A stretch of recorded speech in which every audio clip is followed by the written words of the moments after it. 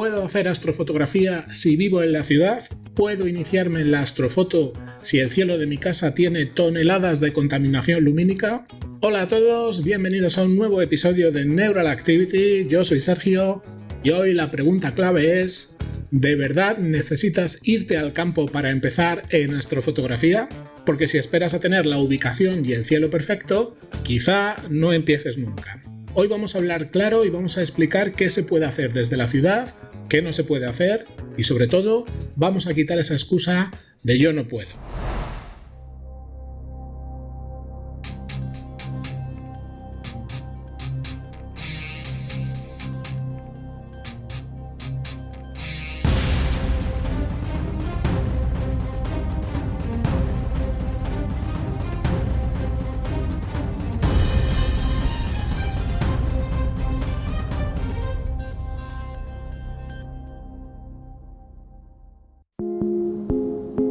Cuando nos planteamos comenzar en astrofotografía, solemos imaginar algún sitio de campo abierto, sin edificios, con cielos muy oscuros y la Vía Láctea perfectamente visible cruzando el cielo de un extremo a otro.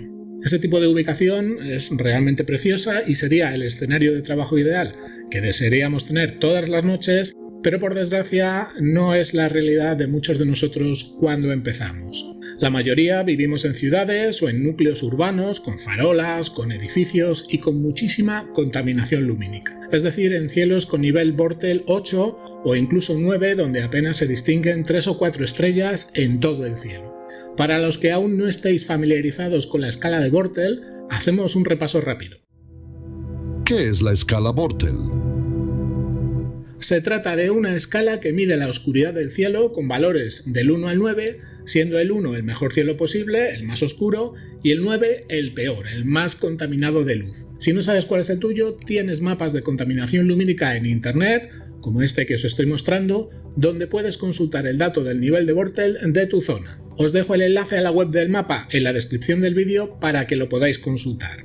A modo de referencia, hoy en día en grandes ciudades y núcleos urbanos solemos encontrar valores Bortle de 8 o 9. El fondo del cielo ya es de un color gris claro, muy iluminado, la Vía Láctea es completamente invisible, las estrellas más débiles y los objetos de espacio profundo son totalmente invisibles a ojo desnudo. En este tipo de cielo solo vemos 4 o 5 estrellas y algún planeta según la época del año. Los valores Bortle entre 5 y 7, aunque algo mejor, corresponden a zonas periurbanas, es decir, zonas de periferia alrededor de las urbes, donde todavía hay una carga considerable de contaminación lumínica. Y aún así se puede hacer astrofotografía incluso en Bortles 8 y 9. No todo, pero mucho más de lo que te crees. Mi experiencia personal. Los que seguís el canal desde el principio de los tiempos, es posible que ya sepáis esto que os voy a decir, pero para los que me seguís desde hace menos, quiero contaros algo. Y es que mis primeros años haciendo astrofotografía no fueron desde una terraza ni desde un balcón, fueron a través de una ventana, desde un piso pequeño, sin espacio cómodo, sin ver la estrella polar y con visibilidad muy reducida del cielo. Muchos de los vídeos antiguos del canal precisamente los preparé durante esa etapa. Incluso tenéis por ahí un ejemplo de astrofotografía urbana que a día de hoy se nota que es un vídeo antiguo, pero que en su día fue completamente original. Todo esto os lo comento en plan anécdota, no por hacer de abuelo cebolleta, sino para que entendáis que sé por experiencia en mis propias carnes de qué estamos hablando hoy. De hecho, y salvo que viváis en un búnker sin ventanas, no creo que podáis ponerme un escenario peor al que yo tenía en casa cuando empecé. Y sabéis una cosa, aprendí muchísimo en esa fase, porque cuando las condiciones no son las ideales, te esfuerzas más en exprimir todos los recursos a tu alcance.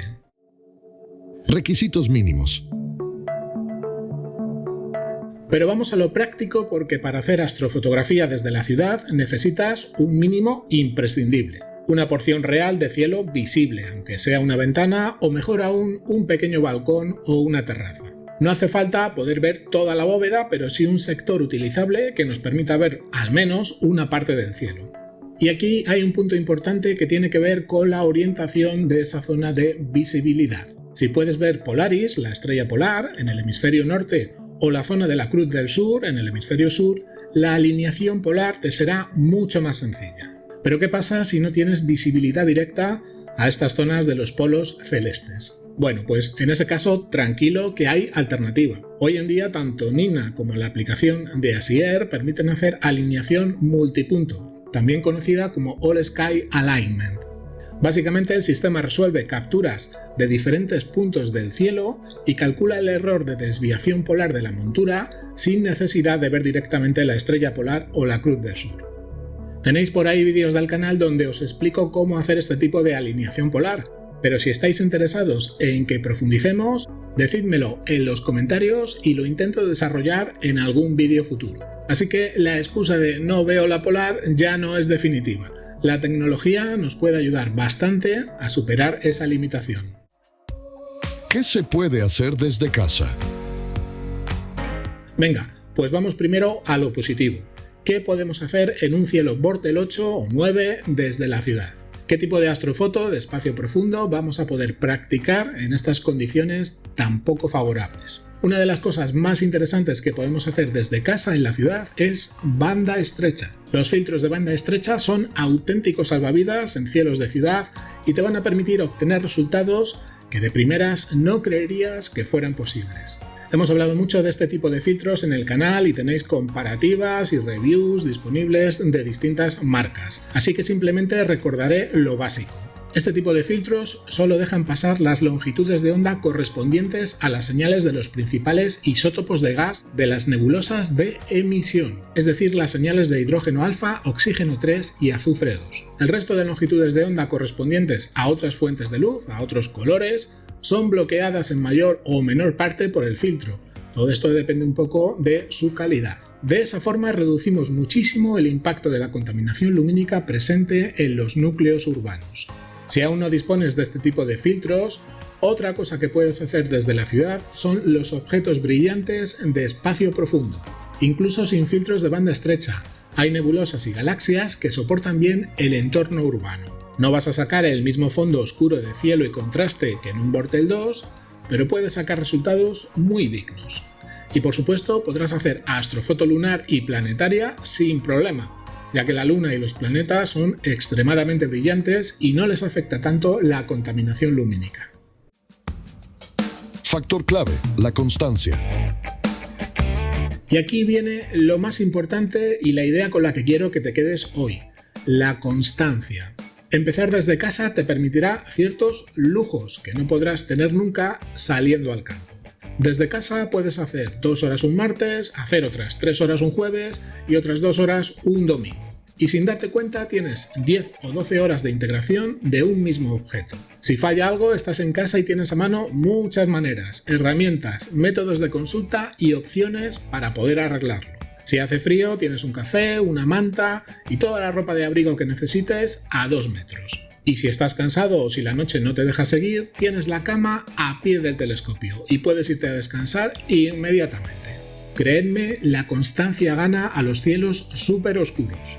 Una persona que hace 30 sesiones cortas en la ciudad aprende más cuando está empezando que una que hace solamente 3 salidas al campo en todo el año. Y en astrofotografía el salto de calidad no viene solo del cielo, viene de la práctica y la experiencia. ¿Qué no se puede hacer desde la ciudad? Venga, ahora seamos honestos porque evidentemente desde ciudad las condiciones no son favorables y tampoco os lo puedo vender como si fuera todo ventajas. Desde un Bortle 8 o 9 no vas a conseguir fondos ultranegros y un alto contraste entre el fondo y el objeto sin un trabajo arduo de procesado. Olvídate también de capturar con facilidad los objetos extremadamente tenues, ya que estos se perderán en el brillo del fondo del cielo. Y seguramente si trabajas con un campo de visión limitado, con obstáculos como paredes o muros, no podrás disparar a todo lo que te apetezca en cualquier momento del año. Es posible que durante meses tengas que tirar siempre a los mismos objetos y que el que tú realmente quieres fotografiar te lo tape una pared durante mucho tiempo o incluso no llegues a verlo en todo el año. Por supuesto, hay limitaciones, pero eso no significa que no puedas empezar. Significa que juegas con otras reglas. El problema es que si estás esperando a tener el equipo perfecto, el cielo perfecto y el lugar perfecto, vas a posponerlo todo de forma indefinida. Yo empecé desde una ventana, sin terraza y sin condiciones ideales, y esa etapa fue muy importante para mi aprendizaje. Evidentemente me hubiera gustado poder empezar desde una casita de campo, con un jardín donde plantar el equipo todas las noches, en un Vortel 2, sin contaminación lumínica y con todas las comodidades a mi alcance. Pero no siempre es posible tener todo lo que uno desea y a veces, hasta poder conseguirlo, hay que ir apañándose con lo que se tiene. En definitiva, para empezar no necesitas el mejor cielo, necesitas empezar. Y eso puedes empezar a hacerlo esta misma noche.